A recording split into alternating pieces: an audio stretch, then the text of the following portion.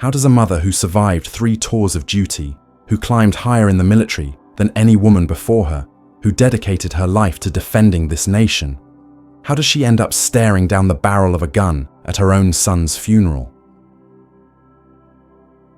The answer begins on a heavy, oppressive morning at Arlington National Cemetery. The kind of grey sky that felt like it was grieving right along with you. The kind of morning where even the wind seemed to whisper prayers for the fallen. Welcome to the Black Side Stories. Before we continue, tell me in the comments from which city in the world are you watching this video today? And if you believe stories like this deserve to be remembered, subscribe to our channel and help us share their stories. General Maya Thompson had seen this scene too many times.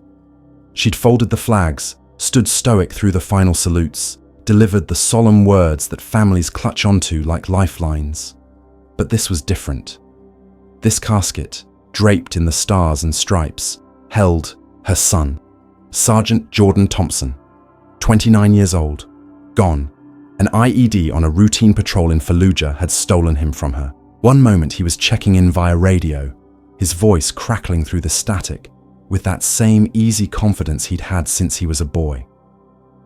The next moment, silence. The kind of silence that echoes forever. Maya had built her career on being unbreakable, the first black woman to achieve 3-star general rank, 32 years of service. She'd walked through the ruins of bombed-out cities, negotiated with warlords, and stared down enemy fire. She'd earned every star on her shoulder, every ribbon on her chest, through blood, sweat, and an iron will that refused to bend. But now, sitting in the back of that black SUV, watching Arlington's white headstones blur past the window, she felt like she was made of glass. She wore her full-dress uniform, just as Jordan had always asked. "Mom," he'd said during their last conversation, his voice crackling through the satellite phone from Fallujah. "When it's my time, I want to see you standing there in your stars. I want everyone to know who raised me." So she did. The deep blue jacket, the medals on her chest telling the story of her life, the bronze star from her first tour in Afghanistan, the purple heart from the rocket attack in Iraq that left shrapnel in her shoulder, the Defense Superior Service Medal that came with her promotion to general. Each one a chapter in a story that led to this moment. From the outside, she was a fortress. But inside, her soul was shattering into pieces so small she wondered if they could ever be put back together. The black SUV pulled up to Section 60, the final resting place for the fallen from America's most recent wars. Maya sat wedged between her sister Carmen and Jordan's godfather, Master Sergeant Samuel Rodriguez.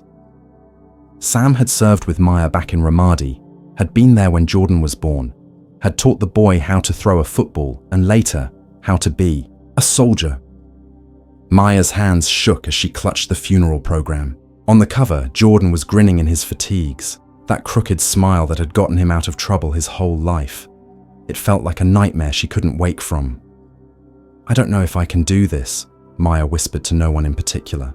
Her voice was hollow, all the emotion drained out of it like water from a broken vessel. "You've done harder," Sam murmured, his voice rough with 30 years of cigarettes and emotion. "But that doesn't make this right." The car door opened. As Maya stepped out, her heels clicked on the pavement with military precision, a sound that had echoed through the halls of the Pentagon, across parade grounds, and now here, in this sacred place where heroes rest. A few soldiers nearby recognized her and snapped to attention, their salutes sharp and respectful. She was General Maya Thompson, the woman who'd broken barriers and shattered glass ceilings, the first black woman to command a combat brigade, the first to make 3 stars, the woman whose portrait would hang in the Pentagon long after she was gone. But today, none of that mattered. Today, she was just a mom walking toward a hole in the ground that would swallow her world. That's when she saw him. A local police officer, pacing near the parked cars like a caged animal. His patrol vehicle was parked crooked, its lights off but the engine still running, exhaust curling in the cold air. He wore those mirror sunglasses even under the thick cloud cover, and there was something in his posture, something aggressive and out of place in this hallowed ground. Officer Mitchell Davis. Maya would learn his name later when it was splashed across every news channel in America. But right now, he was just a cop who clearly had no idea what was happening here. A knot of ice formed in Maya's stomach. He wasn't part of the honor guard. He wasn't even cemetery security. He was just traffic control, and you could tell from his restless movements that he had no understanding of the sacred nature of this place. Davis turned, his eyes hidden behind those reflective lenses, and his gaze locked onto Maya like a heat-seeking missile. Something shifted in his posture, something that made Sam take a half-step closer to Maya and Carmen's grip tighten on her purse. "Hey!" Davis barked out, his voice sharp and authoritative. "Mum, I need to see some ID." Maya just blinked. Surely he wasn't talking to her. She was in full military dress uniform, surrounded by other military personnel, at a military funeral in a national cemetery. The absurdity of the request didn't even register at first. "I'm talking to you," he said louder this time, taking a step toward her. His hand, Maya noticed with growing alarm, was now resting on the grip of his service pistol. "I'm General Maya Thompson," she said, her voice steady despite the surreal nature of the situation. "I'm here for my son's funeral." The words hung in the air like smoke. Around them, other mourners began to take notice. The honor guard soldiers shifted uncomfortably. Sam's jaw clenched so tight Maya could hear his teeth grinding. "I said stop right there," Davis shouted, and then the unthinkable happened. He drew his weapon. A gasp rippled through the mourners like a stone thrown into still water. Maya froze, her hands slowly rising into the air, 30 years of military training warring with the sheer impossibility of what was happening. "I am not armed," she said, her voice dropping to that low, calm command tone that had silenced briefing rooms full of colonels. "This is my dress uniform. You are making a terrible mistake." But Officer Davis didn't listen. His service weapon was leveled at her chest, and his next words made the world stop spinning on its axis. Drop to the ground. Now, 30 years of training kicked in. Every instinct screamed at her to assess, to react, to neutralize the threat. She'd faced down insurgents in Fallujah, stared into the eyes of enemy combatants who wanted nothing more than to see her dead. But never, not once, did she imagine it would come to this. A gun in her face, in this sacred place, on this unbearable day. "I am an unarmed United States Army general," she stated, her voice ringing with an authority earned through decades of command. "And you are pointing your weapon at a mother trying to bury her son." The words should have stopped him, should have made him holster his weapon, step back, apologize for the misunderstanding. Instead, Davis's grip tightened on his pistol. "I don't care what kind of costume you're wearing," he snapped back, spittle flying from his lips. "Get on the ground before I put you there." That's when Sam moved. Master Sergeant Samuel Rodriguez, who'd earned his stripes in the hell of urban warfare, who'd never backed down from a fight in his life, stepped forward with his hands open and visible. "Sir," he said, his voice carefully controlled. "That is, General Thompson, you need to put that weapon down right now." "Back off," Davis yelled, swinging the gun from Maya to Sam. The muzzle swept across the crowd of mourners, and several people dove behind cars, pulling their children with them. Carmen started to sob next to the SUV, her hand pressed to her mouth in horror. One of the young soldiers from the honor guard tensed, ready to move, but his commanding officer shot him a look that froze him in place. No one wanted this to escalate further. Maya remained perfectly still, her hands in the air, her heart hammering against her ribs like a wild drumbeat of disbelief and fear. But her voice, when she spoke, was ice. "Officer," she said slowly, each word measured and precise. "I am going to reach into my coat pocket, and I am going to show you my military identification." "You reach, I shoot," Davis said, his voice cold and certain. All around them, you could hear the soft shuffle of feet as mourners pulled their children away. From the scene, their whispers cut through the morning air like broken glass. Is that really a general? What's wrong with that cop? Someone needs to stop this. Two women who had served under Maya in Afghanistan already had their phones out, recording everything. Their faces were masks of disbelief and rage. Later, their footage would go viral, but right now, they were just soldiers watching their commanding officer being treated like a criminal. That's when one of the honor guard soldiers finally broke protocol. Staff Sergeant Martinez, his voice urgent but controlled, spoke into his radio. "We need immediate supervisor response at Section 60. We have an armed officer threatening a general. Repeat, this is urgent." But help was still minutes away, and minutes felt like hours when you're staring down the barrel of a gun. Officer Davis never wavered. "Turn around," he growled. "On your knees, hands on your head." Maya closed her eyes for a single, painful second. In that darkness, she saw Jordan's face. Not the photograph on the funeral program, but the living boy. Jordan at 8, saluting her when she came home from her first deployment. Jordan at 18, proud in his dress blues at his high school ROTC ceremony. Jordan at 25, calling to tell her he'd made sergeant. She had survived live fire. She had walked through the ruins of bombed-out cities. She had lost friends, soldiers who trusted her with their lives. And now she had lost her only son. But this moment, this humiliation, was a different kind of wound. This cut deeper than shrapnel, hurt worse than any enemy bullet. Still, she began to lower herself to the asphalt. She did it not out of fear, but to protect everyone else. The last thing she wanted was for Jordan's funeral to become a bloodbath. From the crowd, an old veteran in a wheelchair yelled out, his voice cracking with age and outrage. "What in God's name is wrong with you? That's General Thompson." Davis didn't even flinch. He was in his own world now, tunnel vision locked on Maya, seeing only what his prejudice allowed him to see.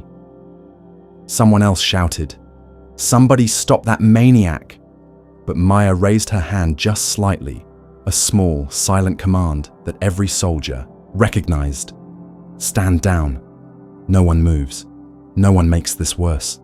That's when another officer came sprinting down the road, her boots pounding against the pavement.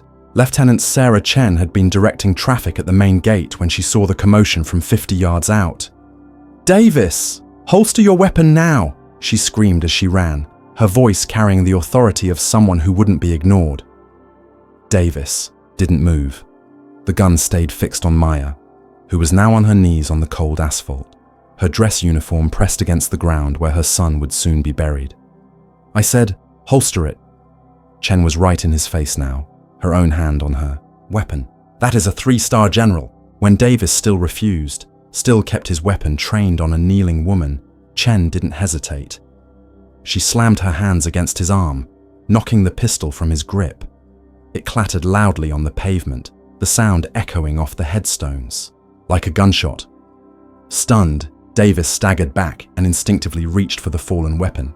Chen was faster. She twisted his arm behind his back in a control hold that had taken her years to perfect. "You're done," she hissed through clenched teeth. "You are done." Other officers rushed in finally, dragging a struggling Davis away.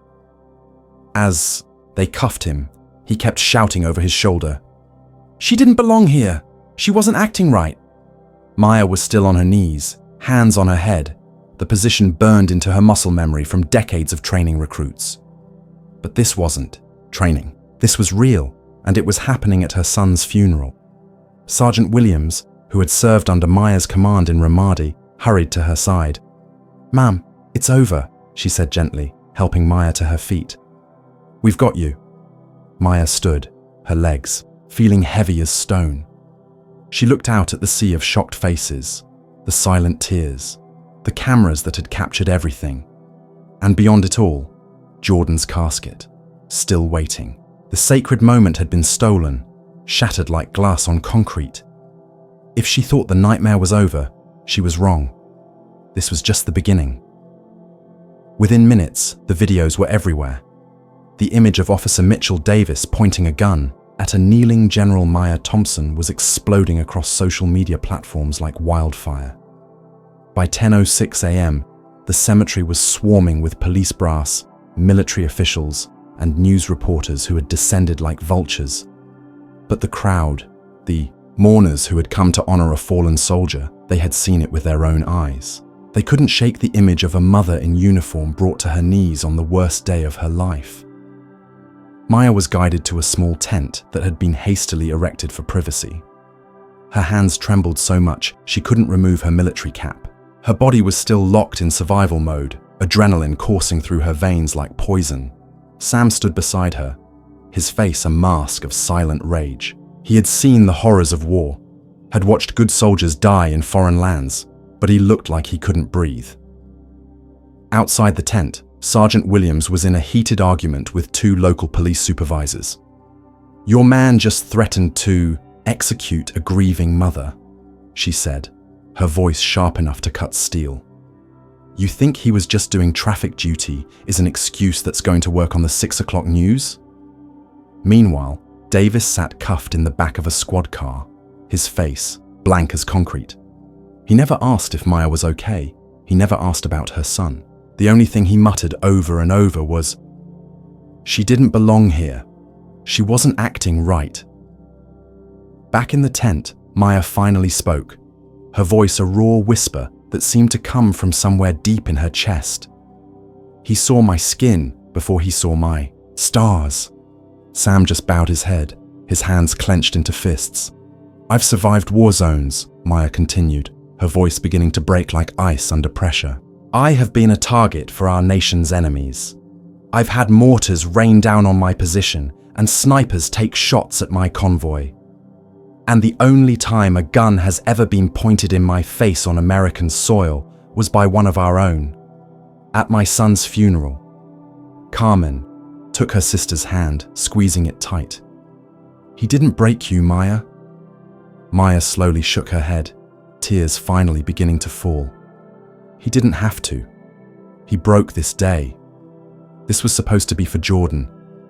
Now this day will always be about him, that cop. Jordan deserved better." Outside the tent, a young soldier who had served with Jordan was already live streaming, her voice shaking with rage and disbelief. "This is what we deal with," she said into her phone's camera. "You can be a general, a mother in uniform at your own son's funeral, and they still see a threat first. I just watched him pull a gun on a woman I would follow into hell, a woman whose son died serving this country." Within an hour, millions had seen it. The story was everywhere, spreading faster than wildfire across social media platforms, news, websites, and television screens across America. The funeral finally resumed nearly 2 hours later.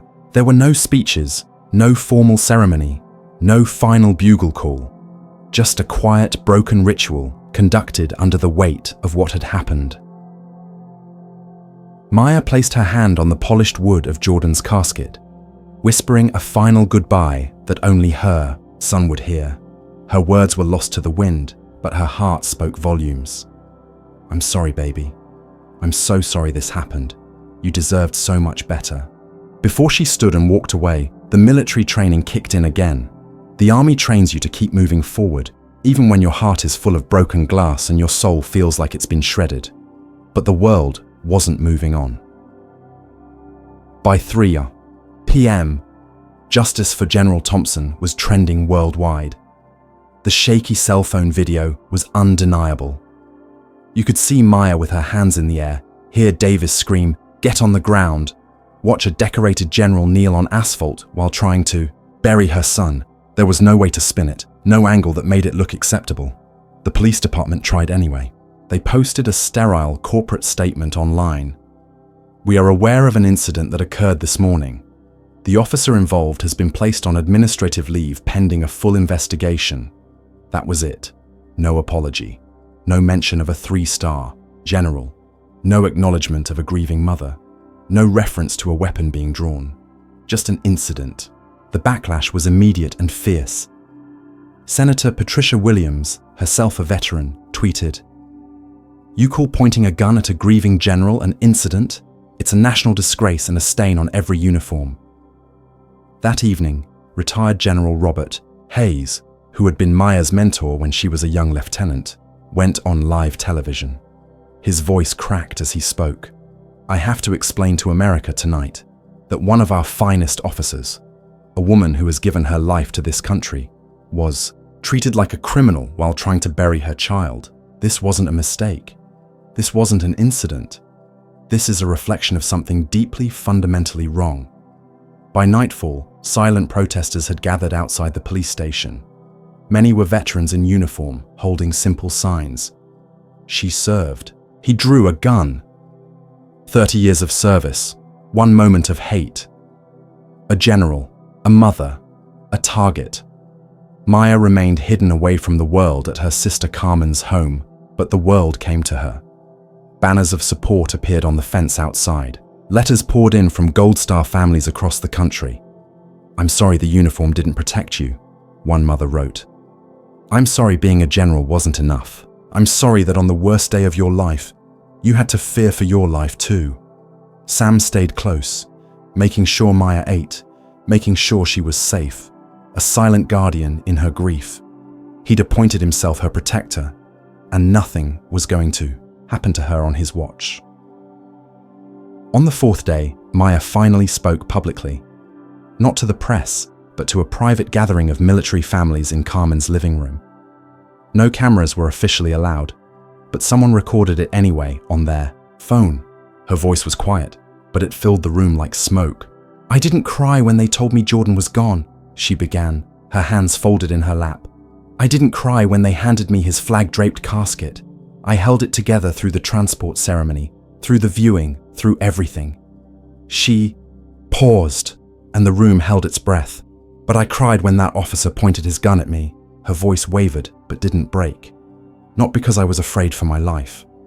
I've been in situations where people wanted to kill me.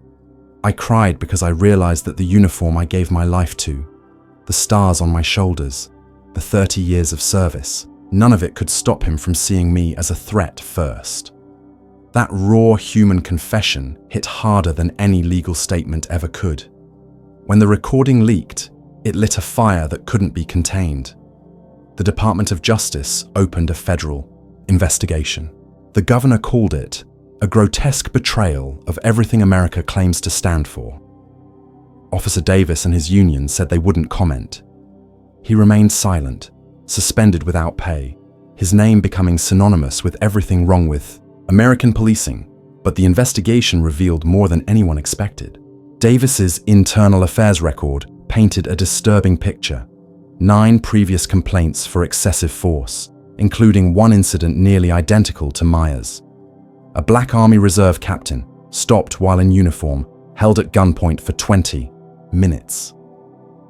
That case had been dismissed as a misunderstanding. It was clear this wasn't a mistake, it was a pattern. 6 months later, the nation had a front row seat to justice. The federal courthouse was packed with military personnel in dress uniforms, veterans who had taken up entire rows, and press who had been waiting since 5 a.m. for a seat. The Thompson family sat near the front. Maya wore simple civilian clothes. No ribbons, no stars, no uniform. Just Maya, a mother seeking justice for the violation of the most sacred day of her life. Davis entered in a grey suit, no badge, no authority, and seemingly without an ounce of regret. His lawyer played the standard card.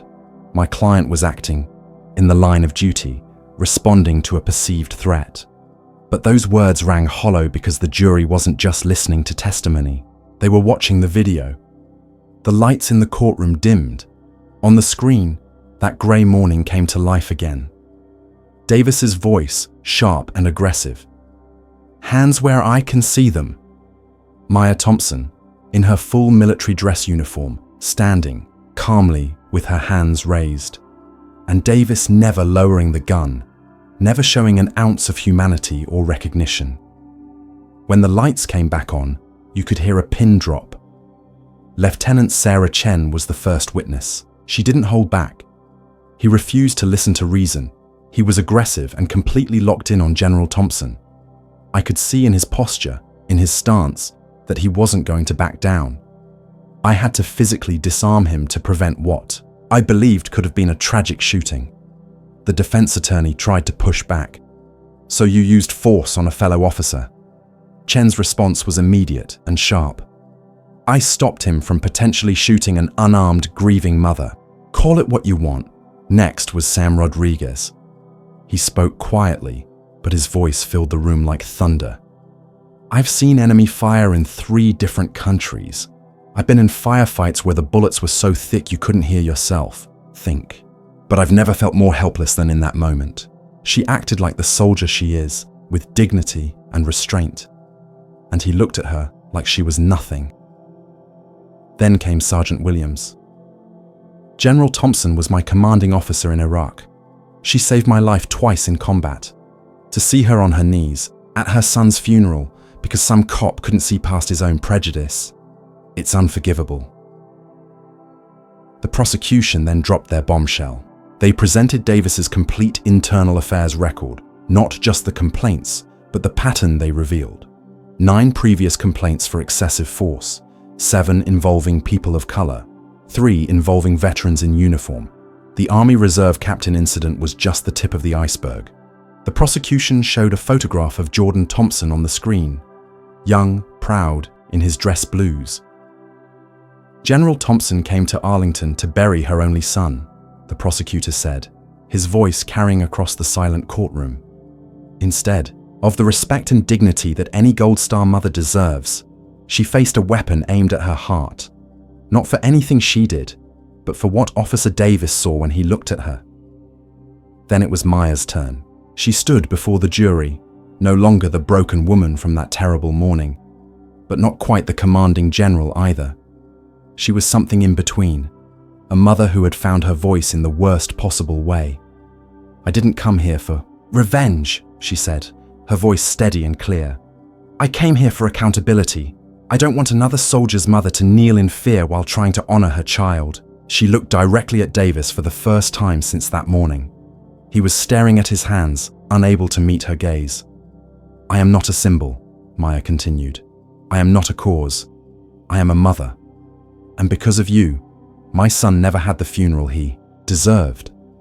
Because of you, the last thing I'll remember about laying my child to rest is the barrel of your gun." The courtroom was silent, except for the soft sound of tears falling. The jury took 4 hours. When they returned, their faces told the story before the foreman even spoke. On the charge of deprivation of rights under color of law, we find the defendant guilty. On the charge of brandishing a firearm during a federal crime, we find the defendant guilty. On all charges, we find the defendant guilty. The judge didn't hesitate in sentencing. "Officer Davis, you have violated not just the law, but the sacred trust placed in those who wear a badge. You are hereby sentenced to 15 years in federal prison, followed by 5 years of supervised probation." There was silence in the room, heavy and profound. After the verdict, reporters swarmed the courthouse steps, microphones buzzing like insects. "General Thompson, do you feel justice was served?" Maya was quiet for a long moment, looking up at the grey clouds that seemed to follow her everywhere now. Carmen and Sam stood beside her, a wall of protection and love. Finally, she stepped forward to the microphones. "I didn't come here for revenge," Maya began, her voice cutting through the noise of the crowd. "I came for accountability." She paused, her gaze sweeping across the reporters, the cameras, the crowd that had gathered to hear her words. "But my question is this. If a 3-star general in full uniform can be seen as a threat while trying to bury her son, what does that mean for every other citizen who doesn't have rank and medals to protect them?" The crowd fell silent. "This isn't just my story," she continued. "It's a mirror held up to this country, and it's time for us to truly look at the reflection." Those words, raw and undeniable, echoed far beyond that courthouse steps. They would be quoted in newspapers, played on television, shared across social media platforms around the world. But Maya didn't care about the spotlight, didn't want to be a symbol or a cause. She went home, and on a quiet Monday morning, before the gates of Arlington were even open to the public, she returned. She brought a single folding chair and one sunflower, Jordan's favorite flower, bright yellow, like the smile he'd worn since he was a baby. She sat by his grave for a long time, listening to the wind rustle through the grass, watching the sun break through the clouds for the first time in months. "Hey, baby," she whispered to the headstone. "I'm sorry it took so long to come back. I'm sorry about what happened at your funeral. You deserved so much better." The wind picked up, rustling the leaves of the oak tree that shaded Jordan's grave. "But I want you to know, I fought for you. I fought for justice, and I fought so that other mothers won't have to go through what we went through. I hope that makes you proud." She sat there until the sun was high in the sky, until other families began to arrive to visit their own fallen heroes. Then she stood, placed the sunflower on Jordan's grave, and walked away. Some stories end with victory, others with defeat. This one ends with something more complex, with justice served, but wounds that may never fully heal. With a mother who lost her son to war and nearly lost her dignity to hatred. With a country forced to confront the ugly truth about how it sees its own heroes. Maya Thompson returned to her quiet life, but she was forever changed. Not broken, but transformed by fire into something harder and more precious than before. She had learned that sometimes the greatest battles are fought not on foreign soil, but on the sacred ground where we lay our heroes to rest. And in Section 60 of Arlington National Cemetery, where the fallen from America's longest wars sleep. Beneath white headstones, the wind still carries the echo of a mother's love, stronger than hatred, deeper than prejudice, and more enduring than the small, cruel minds that would dare to diminish it. Justice, like grief, is not a destination, but a journey, and some journeys, once begun, change not just the traveler, but the very ground they walk upon. The sunflower still blooms on Jordan's grave, bright yellow against the white stone, a reminder that even in the darkest soil, beauty finds a way to grow. This has been the Black Side Stories. Until next time, remember, behind every great achievement is someone who stood watch, someone who believed, someone who preserved what matters when no one else was looking.